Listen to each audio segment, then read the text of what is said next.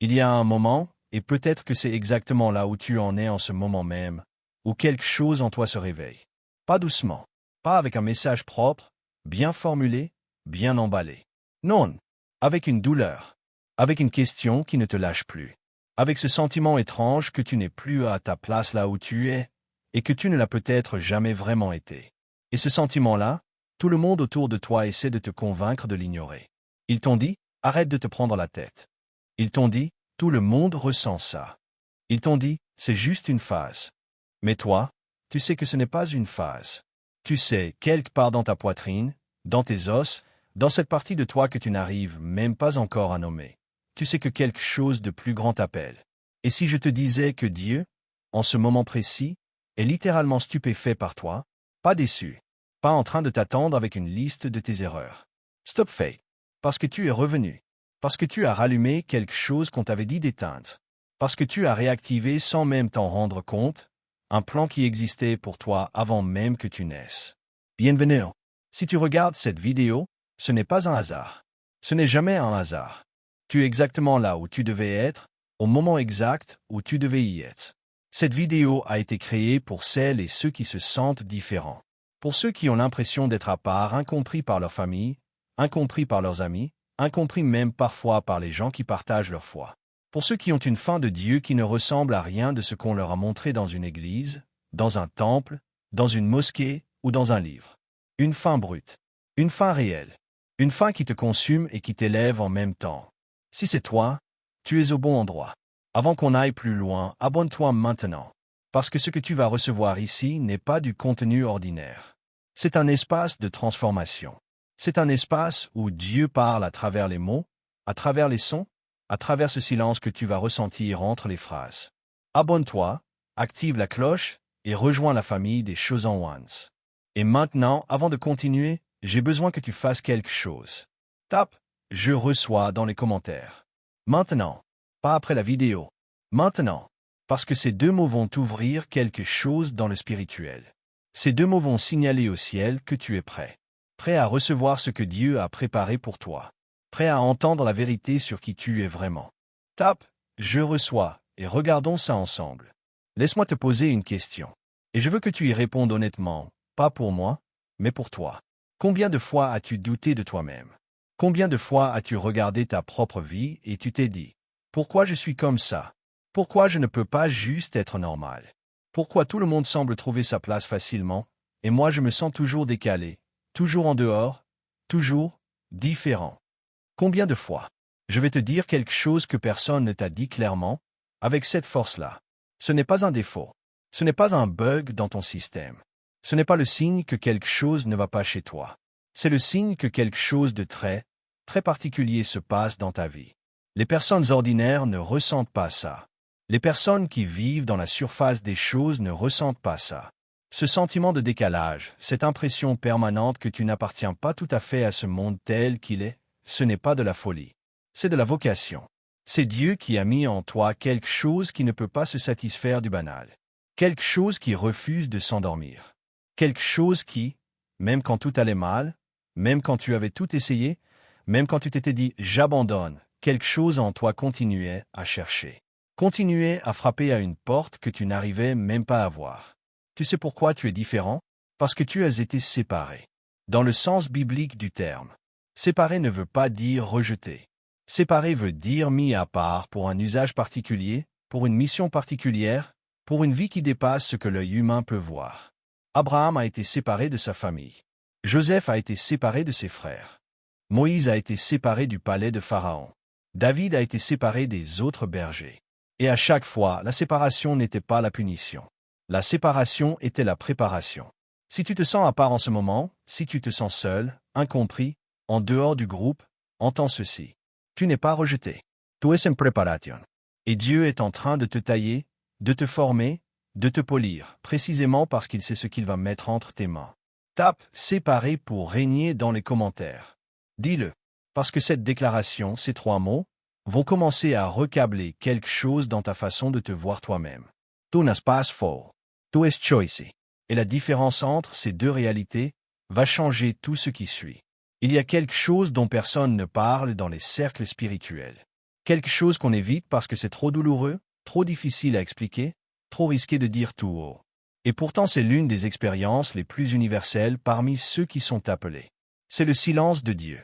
Ce moment, ou cette période, où tu priais et il te semblait que le ciel était de béton. Où tu cherchais un signe et le seul signe que tu recevais c'était le silence.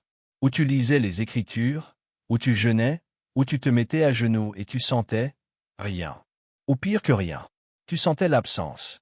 Et dans cette absence, quelque chose de terrible commençait à pousser. Le doute. Pas le doute superficiel, le doute de surface. Le doute profond. Celui qui te demande « Et si tout ça n'était pas réel? Et si j'avais tout inventé? Et si je me racontais des histoires depuis le début ?» Et tu as commencé peut-être doucement, peut-être violemment à t'éloigner. À te dire que Dieu t'avait oublié. Ou pire, qu'il t'avait regardé et qu'il avait décidé que tu ne valais pas la peine. Est-ce que je me trompe? Est-ce que ce que je décris ressemble à quelque chose dans ta vie? Si oui, j'ai besoin que tu entendes la vérité sur ce silence. Parce que le silence de Dieu n'a jamais été un abandon. Jamais. Pas une seule fois dans toute l'histoire humaine. Sais-tu ce qui se passe dans le silence? Le silence est le lieu de la gestation. Quand une femme porte un enfant pendant 9 mois, cet enfant ne voit rien, n'entend presque rien du monde extérieur, est dans une obscurité totale, dans un espace confiné où il ne peut pas encore se déplacer, pas encore respirer librement, pas encore voir. Est-ce que l'obscurité du ventre maternel est un abandon? Non. C'est la chambre de la formation. C'est là que les organes se construisent. C'est là que les membres se développent. C'est là que la vie prend sa forme définitive. Et quand le moment vient, l'enfant sort, pas diminué par le silence et l'obscurité, formé par eux, rendu capable par eux. Le silence que tu as vécu avec Dieu n'était pas son absence. C'était sa chambre de formation. C'était le lieu où il construisait en toi ce que tu ne pouvais pas encore voir. Il construisait ta résistance. Il construisait ta profondeur. Il construisait cette capacité à tenir dans la nuit, que tu vas avoir besoin d'avoir pour tout ce qui vient. Écris 777 dans les commentaires pour briser le sceau du silence. Pour déclarer que la période de formation est terminée. Pour annoncer au ciel et à la terre, je suis sorti de la chambre. Je suis prêt. 777 maintenant. Le silence était la préparation. Et ce que Dieu prépare, tu ne peux pas encore l'imaginer. Je veux que tu te souviennes d'un moment.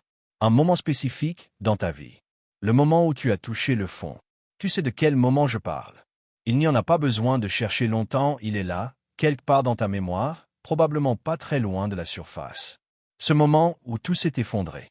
Peut-être que c'était une relation. Peut-être que c'était un projet, un rêve, quelque chose que tu avais construit pendant des années et qui s'est désintégré en quelques jours. Peut-être que c'était ta santé. Peut-être que c'était ta foi elle-même. Ce moment où tu as regardé le ciel, ou où tu as refusé de le regarder, et tu as dit dans ton cœur ou à voix haute, « Je n'en peux plus ». Tu te souviens de ce moment? Maintenant, laisse-moi te dire ce que Dieu voyait à ce moment-là. Parce que tu as peut-être cru que Dieu était ailleurs, que Dieu était occupé, que Dieu te tournait le dos. Mais je vais te dire ce que disent les Écritures, et ce que l'Esprit confirme. Dieu était penché vers toi. Dans ce moment de chute absolue, dans cet instant où tu pensais être invisible, abandonné, inutile, Dieu était penché vers toi avec une attention totale. Il voyait chaque larme. Il entendait chaque soupir. Il comptait chaque battement de ton cœur brisé. Le psaume 34 dit, « L'Éternel est proche de ceux qui ont le cœur brisé, et il sauve ceux qui ont l'esprit dans l'abattement. » Proche, pas loin, pas distrait, proche. Et dans ce moment d'effondrement, sais-tu ce que Dieu voyait? Il voyait quelqu'un qui refusait de mourir. Il voyait quelqu'un qui, même au fond du gouffre, même sans force, même sans espoir visible, continuait à exister. Continuait à respirer. Continuait, même sans le savoir, à tenir. Et ça, pour Dieu, c'est extraordinaire. Ce n'est pas anodin. Ce n'est pas banal. Dieu a regardé ton effondrement et il a vu quelque chose que toi tu ne pouvais pas voir. Il a vu ce dont tu étais capable. Il a vu que tu pouvais traverser ça. Et il a dit, et j'entends ces mots dans mon esprit avec une clarté que je ne peux pas t'expliquer rationnellement. Il a dit, celui-là, celle-là, c'est moi qui les tiens. Et moi, je ne lâche pas. Tu n'es pas tombé hors de la main de Dieu. Tu t'es effondré dans sa main. Écris dans tes mains, dans les commentaires. Déclare-le. Parce que cette vérité, si tu la laisses entrer, va changer la façon dont tu te souviens de tout ce que tu as vécu. Pas comme un échec, comme une preuve. La preuve que tu as été tenu quand tu n'avais plus la force de te tenir toi-même. Et maintenant on arrive au cœur de cette vidéo. Lou Tider did. God is truly amazed you reactivated the plan out of nowhere. Dieu est véritablement stupéfait que tu aies réactivé le plan venu de nulle part. Alors j'ai besoin de t'expliquer ce que ça signifie. Parce que ce n'est pas une métaphore poétique. Ce n'est pas une belle formule pour te faire sentir bien. C'est une réalité spirituelle précise, et tu as besoin de la comprendre pour pouvoir l'habiter pleinement. Voilà ce qui s'est passé. Il y a, dans le monde spirituel, dans les plans de Dieu pour ta vie, un plan original. Un plan qui existait avant ta naissance. Le psaume 139 dit que les jours de ta vie ont été inscrits dans le livre de Dieu avant même que l'un d'eux existe. Avant que tu respires pour la première fois, Dieu avait déjà écrit l'histoire de ta vie. Pas imposé, pas forcé. Écrit, dans le sens d'une possibilité magnifique, d'un potentiel extraordinaire, d'une destinée qui t'attendait. Et puis la vie est arrivée. La douleur est arrivée. Les choix sont arrivés, les tiens, ceux des autres, les circonstances que tu n'avais pas choisies. Et quelque chose dans ce plan a été, non pas effacé, mais mis en veille. Comme un feu sous la braise. Comme une graine sous la terre en hiver. Le feu existait encore. La graine existait encore. Mais tout semblait éteint. Et puis, venu de nulle part, quelque chose a changé. Peut-être que tu ne sais même pas exactement ce qui a changé. Peut-être que c'est une pensée qui t'est venue un matin. Peut-être que c'est une douleur qui est devenue insupportable. Peut-être que c'est cette vidéo que tu regardes en ce moment. Mais quelque chose en toi a bougé. Quelque chose a dit, non, pas encore. Je ne suis pas fini. Et ce mouvement-là, ce non qui est sorti de quelque part en toi, a envoyé un signal dans le monde spirituel. Un signal que le ciel a entendu. Et Dieu, qui voit tout, qui sait tout, qui connaît chaque détail de ton histoire, Dieu a regardé ce signal et il a été, littéralement, stupéfait. Non pas parce qu'il ne savait pas que tu pouvais le faire, mais parce que voir quelqu'un se relever, même et surtout après tout ce que tu as traversé, c'est une des choses les plus belles que Dieu puisse voir dans la création. Un humain qui refuse de se laisser enterrer. Un humain qui, même brisé, même épuisé, même sans certitude, tend la main vers le ciel. Et ce geste-là a réactivé le plan. Tout ce que Dieu avait préparé pour toi, les portes, les connexions, les grâces, les provisions, les miracles, tout ça était en attente. Et ton nom l'a débloqué. Écris le plan est réactivé dans les commentaires. Dis-le. Déclare-le dans le monde naturel et laisse le ciel l'enregistrer. Le plan est réactivé. Je veux te parler de quelque chose que tu as peut-être vécu, mais que tu as peut-être mis de côté sans vraiment y prêter attention. Des signes. Pas des signes spectaculaires. Pas une voix du ciel ou un buisson ardent. Des signes subtils. Des coïncidences qui n'en étaient pas. Des moments qui avaient l'air ordinaires mais qui portaient quelque chose d'extraordinaire. Laisse-moi t'en donner des exemples concrets. Tu te réveilles à 3h33 du matin, sans raison apparente. Plusieurs nuits de suite. Tu tombes sur un verset biblique que tu n'avais pas cherché, et il répond exactement à la question que tu portais depuis des semaines. Quelqu'un que tu n'avais pas vu depuis longtemps te dit, dans une conversation banale, exactement ce dont tu avais besoin d'entendre. Tu penses à quelque chose d'important, et dans les heures qui suivent, quelque chose dans ton environnement vient confirmer cette pensée. Ces moments-là, tu les as peut-être appelés des coïncidences. Ou tu les as balayés parce que tu n'osais pas croire qu'ils te concernaient vraiment. Mais voilà la vérité. Les chosen ones ne vivent pas dans un monde plat. Ils vivent dans un monde où Dieu parle en permanence à travers les nombres, à travers les rencontres, à travers les rêves, à travers les situations les plus ordinaires. Le monde spirituel n'est pas séparé du monde naturel. Il le traverse, il l'imprègne. Et Dieu qui essaie de communiquer avec toi depuis le début a utilisé exactement ces canaux-là pour te parler.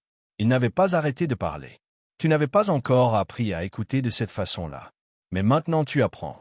Et le simple fait d'être là, le simple fait de regarder cette vidéo jusqu'ici, c'est déjà un signe. C'est un signal que ton antenne s'est rallumée.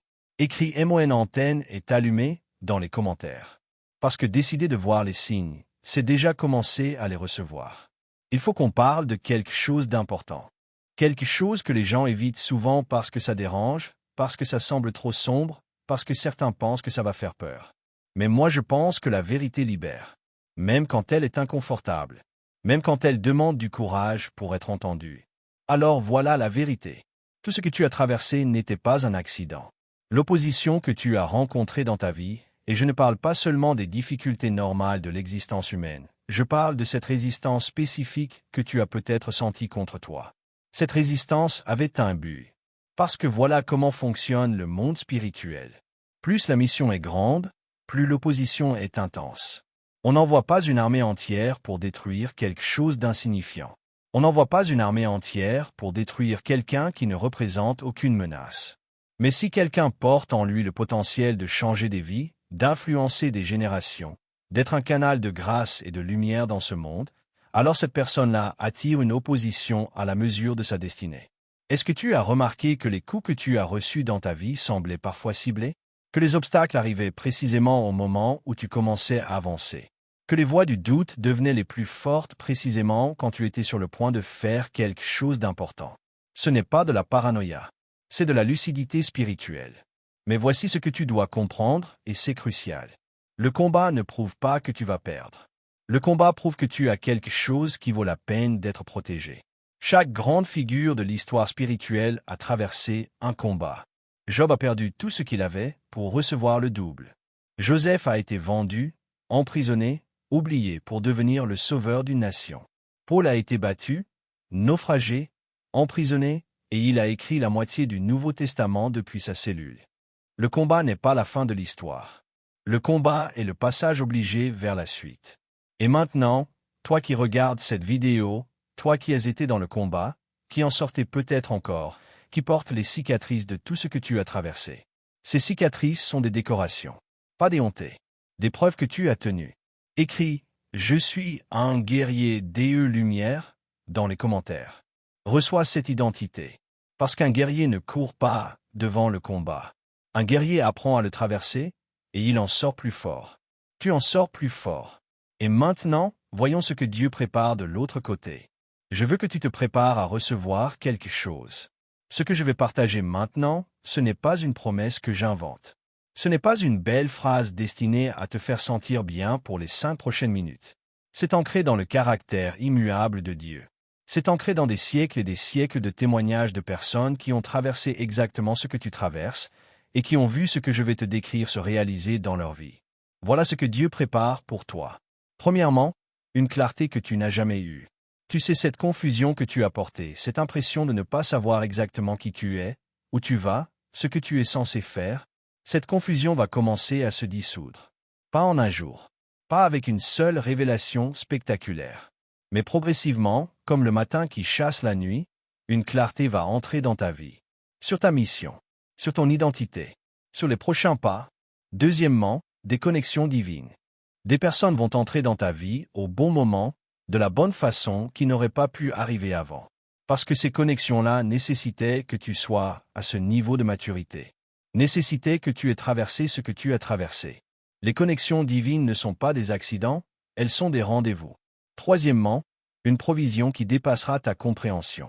Je ne parle pas seulement de provision financière, même si ça en fait partie. Je parle de provision dans tous les domaines, la santé, la paix intérieure, la créativité, l'énergie pour accomplir ce que tu es appelé à faire. Dieu ne t'appelle pas à une mission sans te donner les ressources pour l'accomplir. Quatrièmement, une influence que tu n'imaginais pas. Des vies vont être touchées à travers toi. Pas parce que tu es parfait, pas parce que tu as tout compris, mais précisément parce que tu as traversé ce que tu as traversé et que tu en parles avec authenticité. Ton histoire, y compris et surtout les parties douloureuses, va devenir un pont pour quelqu'un d'autre. Ce ne sont pas des promesses vagues.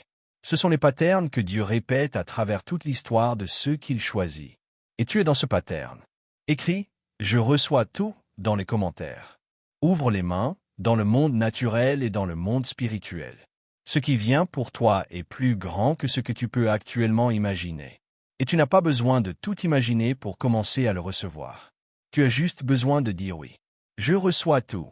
Il y a un moment, dans le voyage de chaque chose en one, où il faut faire quelque chose de difficile. Quelque chose que personne ne peut faire à ta place. Il faut arrêter de te définir par ce que tu as perdu.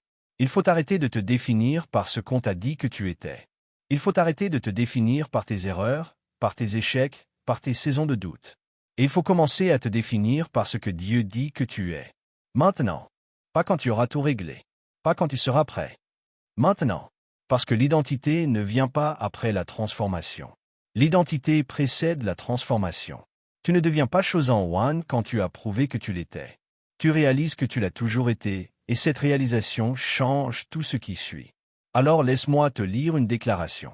Et je veux que tu la lises avec moi, à voix haute si tu peux, ou dans ton cœur si tu es dans un espace public. Mais lis-la. Reçois-la. Je suis vu par Dieu, dans chaque détail de ma vie, dans chaque partie de mon histoire. Je suis connu par Dieu, pas la version que je présente au monde, mais la version réelle, entière, imparfaite et magnifique. Je suis choisi, non pas parce que je suis le plus fort, le plus brillant ou le plus avancé, mais parce que Dieu m'a regardé et il a dit oui. Mon passé ne définit pas ma destinée. Mon silence ne signifiait pas mon abandon. Ma chute n'était pas ma fin. Je suis en préparation. Je suis en formation. Je suis en route. Et le plan de Dieu pour ma vie, il est réactivé. Écris « C'est moi » dans les commentaires. Juste ça, c'est moi. Parce que c'est toi. On arrive à la fin de cette vidéo. Mais avant de te laisser partir, avant que tu fermes cet onglet, avant que tu passes à autre chose, j'ai besoin que tu restes encore quelques minutes.